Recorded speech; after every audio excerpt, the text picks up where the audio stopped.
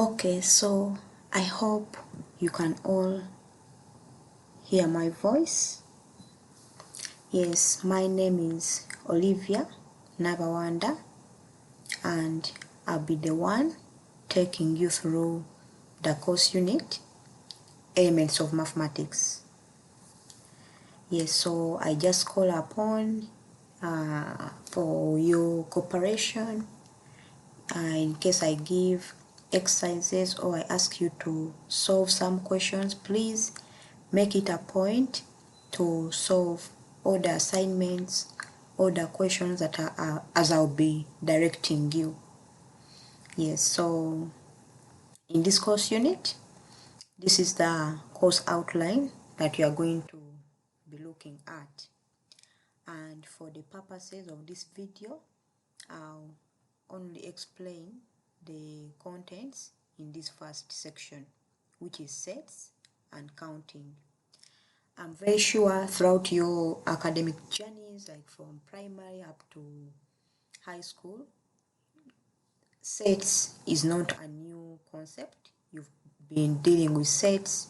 You studied them in primary, you studied them in secondary, and for those of you who did mathematics at A level, you are still applying them somehow.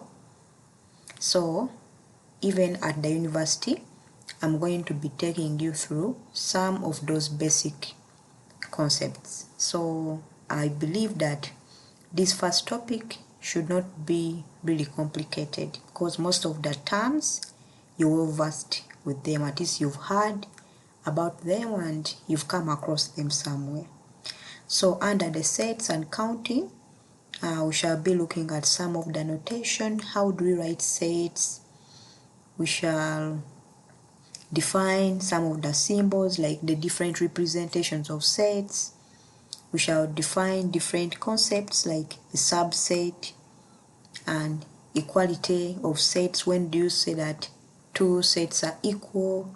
The universal set, the null set, the power set, finite and infinite sets, disjoint sets, cardinality of a set, and then we shall look at intersection, union, difference of sets, complement of a set. We shall go ahead to look at Venn diagrams.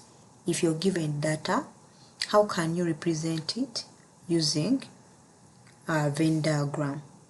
And there are also different types of sets, like for example the set of natural numbers, which we usually represent with this capital N, the set of integers, rational numbers, irrational numbers, real numbers, complex numbers. And when do we say that a set is closed? We shall look at what that means, and in this work I'm going to be availing you with a lot of questions. With mathematics, if you're to pass mathematics, if you're to love it, then you have to give it time. And the only way you can give it time is through practice. So make sure that you practice mathematics. Actually, one trick that you can use is, like when you're reading mathematics, you don't have to actually include it on your reading timetable, but just solve any question whenever you have some 3 minutes. Like maybe you've gone for lunch and you've just finished your lunch, you can just solve a number, and then when you're planning to read, like on your according to your timetable, you can read any other course unit. But that works for me. I don't know whether it can apply to you. So from the course outline so far, as I said, I'm going to first briefly take you through what we shall look at under sets and counting. With these other topics, I'll be explaining them when we reach there. I don't want to bombard you with a lot of work.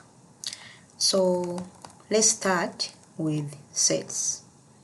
Let me try to make it bigger so that you can easily see. Yeah.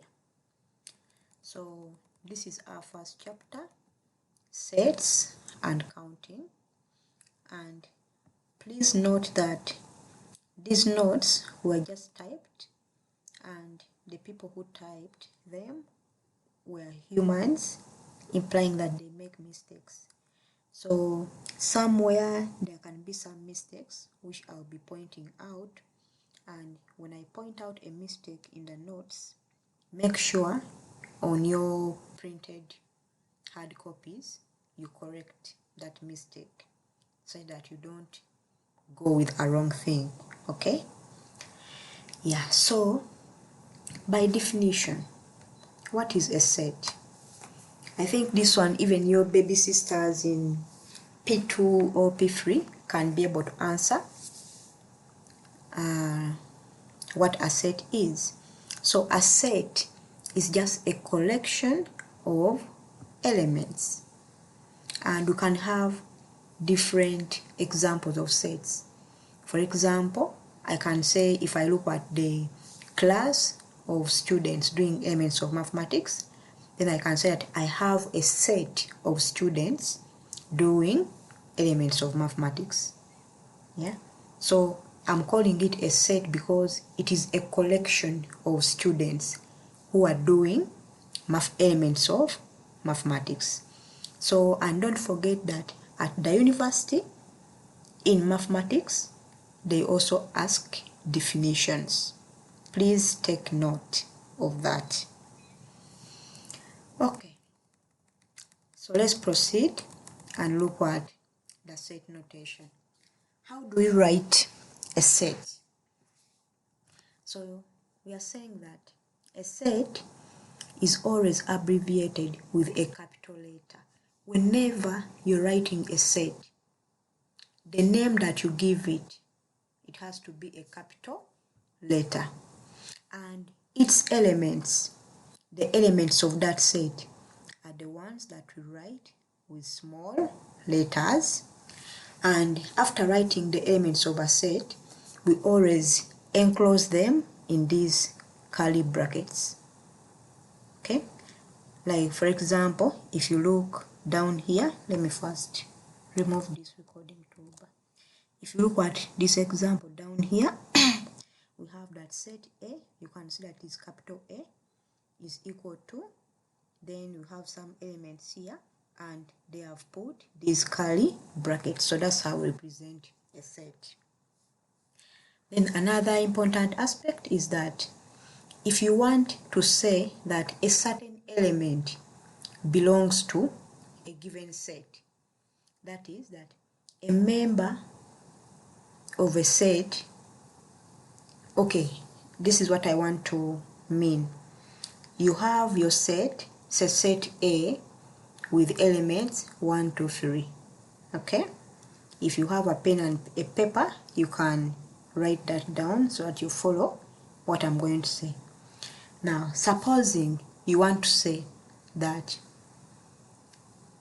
element 1 belongs to set A. That belongs. How do we write it mathematically? So that's where this symbol comes in. It's like an E but without corners. So whenever you come across this symbol in mathematics, it means that some element belongs to a certain set. For example, they have given us here that X, this symbol A, means that X is a member of set A, or X belongs to set A. So what if X does not belong to set A? And you want to write that mathematically. How would you write it? So if X does not belong to set A and we want to write it mathematically, we just put a slash in this symbol, as you can see here. So when you come across this, it means that X does not belong to set A, or X is not a member of set A. Okay? So I think that is clear. So let's move to section now 1.2, and under this section we are going to look at some basic concepts and symbolism. And I'm going to start with symbolism. What does symbolism mean? Just like a symbol, it comes from the word symbol. A symbol always represents something. Yeah? So when you're looking at sets and then we talk about symbolism, that means we are looking for ways of representing sets. And in mathematics, we have two ways of representing sets. The first way is what we call the tabular notation.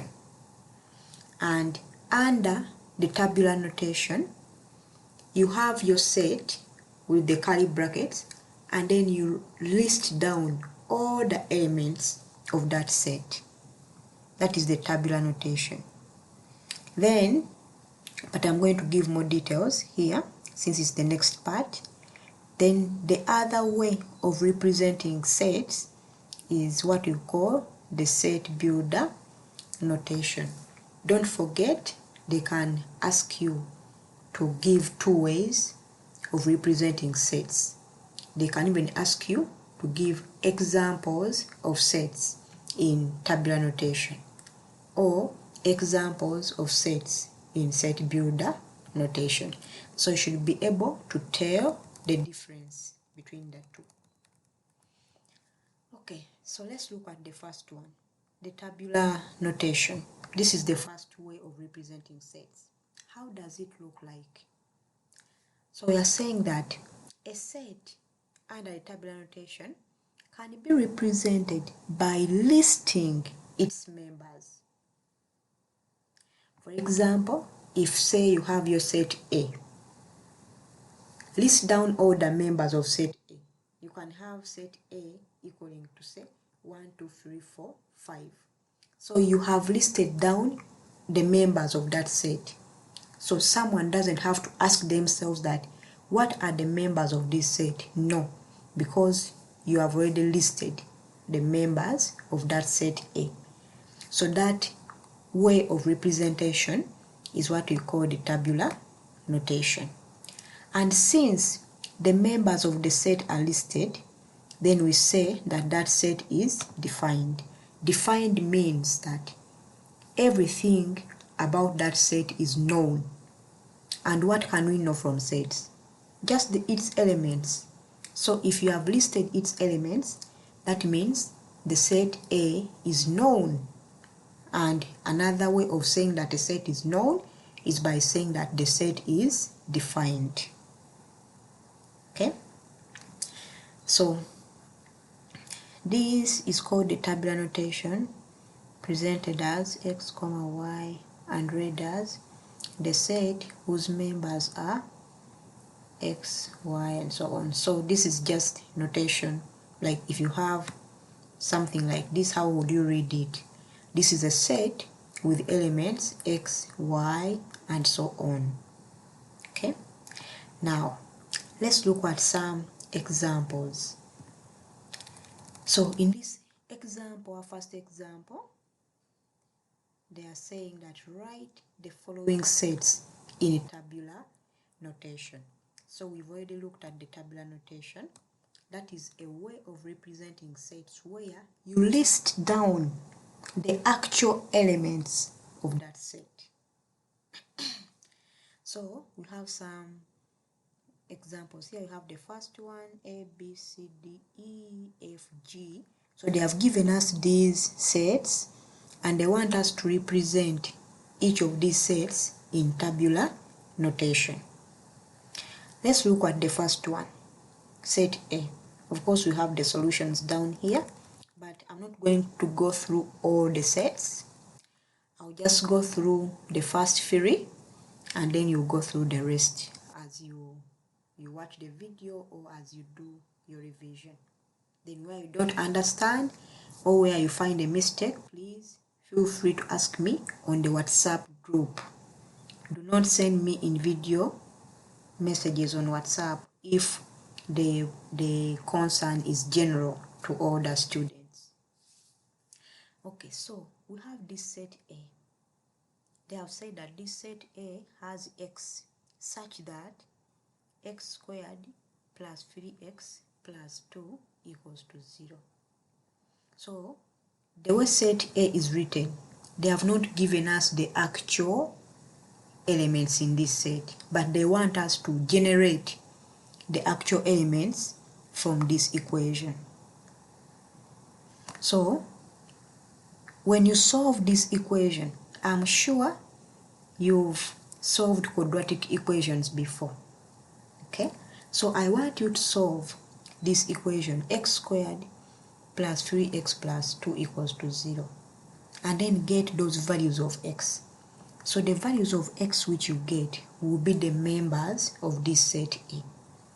So as you can see here in the solution, they are saying that the set A can be read as A is a set of all x such that x squared plus 3x plus 2 equals to 0.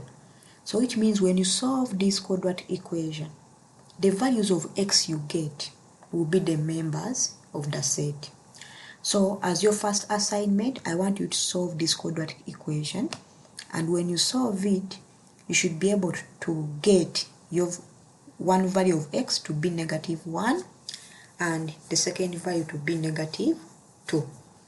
I don't want to go through the procedure of solving this because it is so trivial.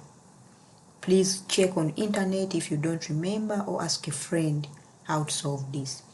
So when you solve this and you get your values of x as -1 and -2, and yet in A they told us that the set A consists of all those x's such that this equation is true, then that means our set A will be this. So we have now written set A by listing down all its elements x, where the x's are -1 and -2. So this is in tabular notation.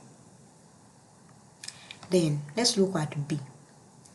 B, they are defining a set W, which is a set of even numbers less than 10. I think you all know what even numbers are.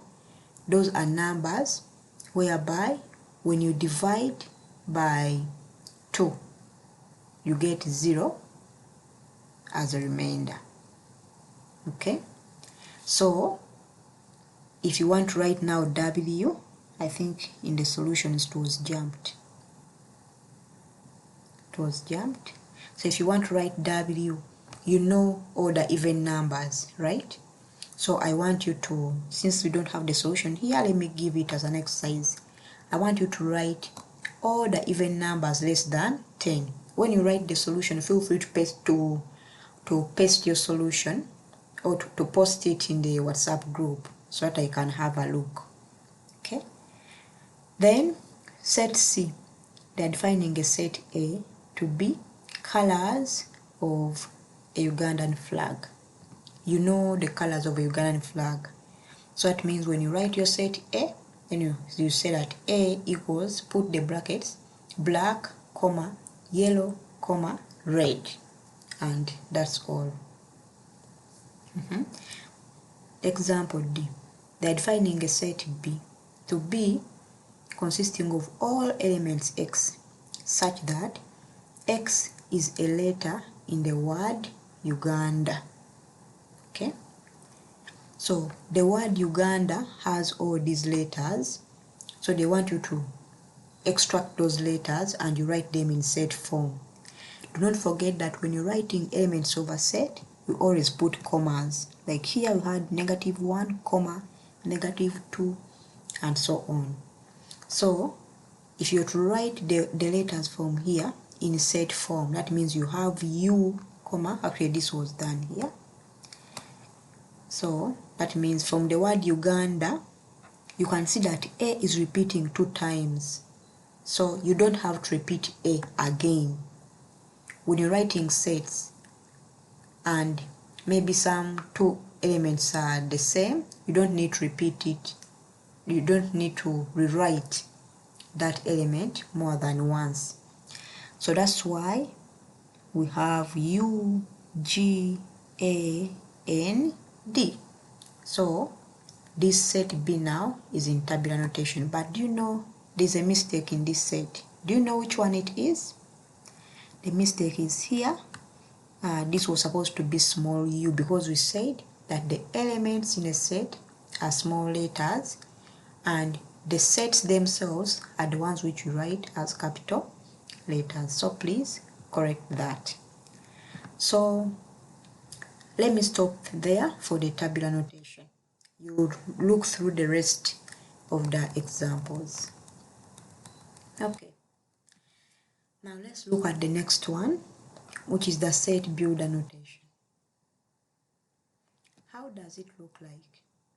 Under the set build annotation, you're saying that a set can be represented by stating the properties or rules that the members satisfy. Actually, when you look at this example which we are using, they gave us these sets and they wanted us to change these sets to tabular notation. But when you look at these sets, they are actually in set builder notation because they just give the properties of the elements. Like here, even numbers less than 10. Here, they say x, and then they give us the formula where to get x from. Still here, they give us x, and then they give us a procedure of how to get x. Here, they give us x, and then they tell us that they define what x is. So this example actually was given in set builder notation and they wanted us to change it to tabular notation.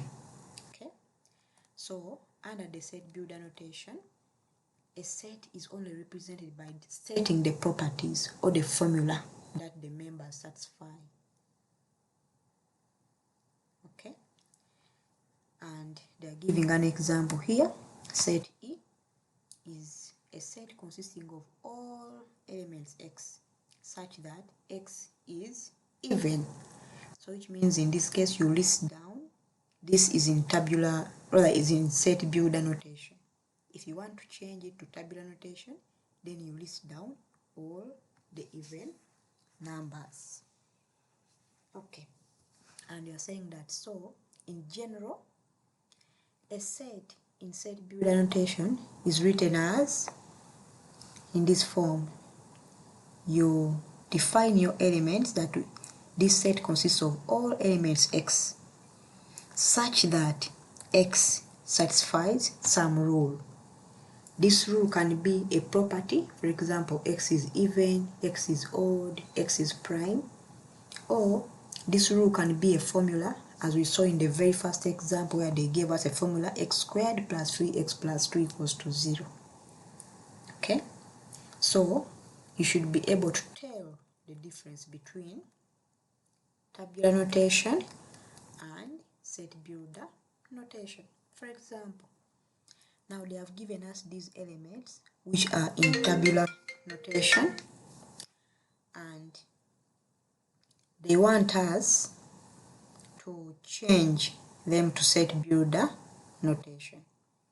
For example, you look at this set A, they have listed, I think you know what these elements are. We have A, E, I, O, U.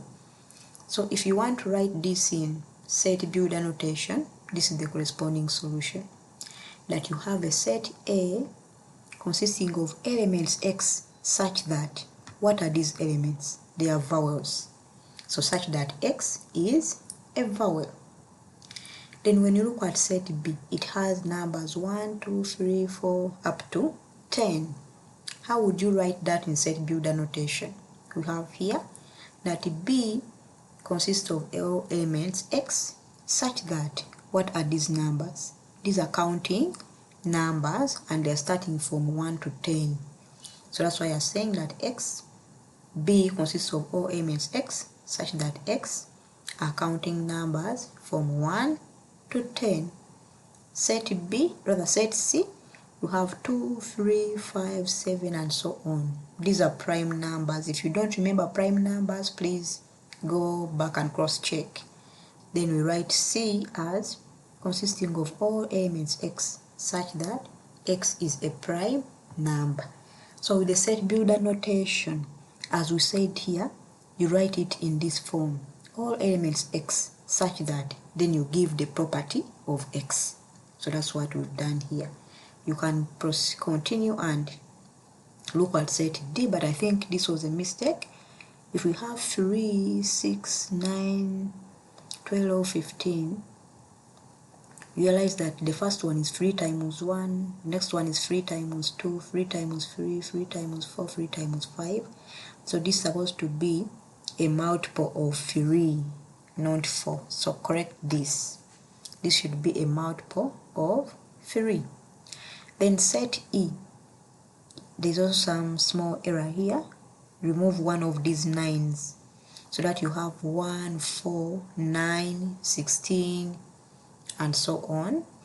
And they are saying that x is a square number because you have 1 squared, 2 squared, which is 4, 3 squared, which is 9, 4 squared, which is 16. So yes, okay. Then let's look at another aspect.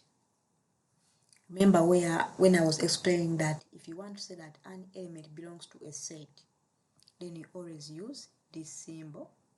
So that's what this example is trying to demonstrate. So we have a set A consisting of elements A, E, I, or U. Then you can write that A is a member of set A as this. I think I've already explained this. And if you want to say that B is not a member of set A, as you can see from set A here, we don't have B. So if you want to say that B is not a member of set A, then we write it as B, then this symbol with a slash, then A. I think, yeah, this was missed, so you should be able to add that. Then there is this example that name the members of the following sets and give 2 examples of numbers not in the set. So the first example is A, set A consisting of all elements x such that x belongs to the set of natural numbers, and those natural numbers, we are interested in the ones which are less than 5. Natural numbers, those are numbers 1, 2, 3, 4, 5, 6, 7, 8, and so on. But now they have told us that the ones we want in this set should be less than 5, meaning set A will have elements 1, 2, 3, 4. Now this other part where they say give 2 examples of numbers which are not in this set. So our set has these elements 1, 2, 3, 4. So then you can choose any 2 numbers which are not here. Like for example 9, 8, 6, 7. So that's why here they chose 6 and 7 because they are not in set A. So I want to try B, C, D, E. The good thing, there are solutions here. First try out and then see if the solutions given make sense. So let me first stop with this video here. I'll continue with the next section 1.3 in the next video. I hope you enjoy it.